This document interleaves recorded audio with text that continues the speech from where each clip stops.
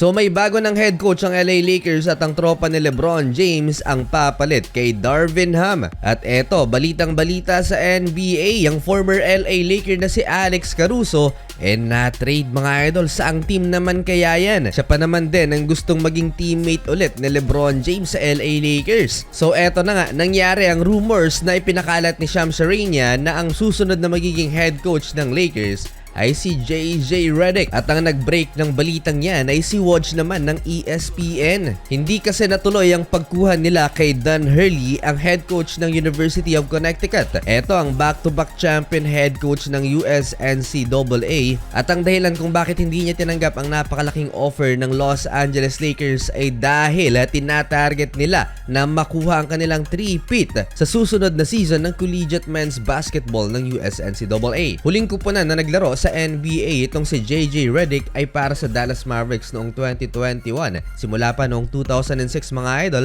ay naglaro na to sa NBA, at ngayon magiging coach siya ni LeBron James kung sakali mang mag-extend ng kontrata si LBJ sa Purple and Gold. At alam nyo ba mga idol na si JJ Redick ay kasing edad lang ni LeBron James, parehong 39 years old. Isang vocal leader itong si JJ Redick sa kanyang mga teammates nung nasa NBA pa naglalaro, at sinabi niya sa isang podcast na hindi niya iiwasan ng pagkompronta sa mga player. Well, tingnan natin kung makompronta din niya si LeBron James. Isa din sa matunog na pangalan na magiging coaching staff ni JJ Redick ay si Rajon Rondo, ang former Laker at champion na nakasama na din ni LeBron. Speaking of head coaching job, tinanggal na ng Detroit Pistons si Monty Williams bilang kanilang head tactician matapos mag-set ng record ang Pistons ng 28-game losing streak. Well, kahit ganon ang nangyari, tiba naman si Monty Williams sa kanyang natanggap na pera mula sa buyout contract niya sa Phoenix Suns hanggang dito sa Detroit Pistons ay for the last 2 years kumita siya ng $85 million.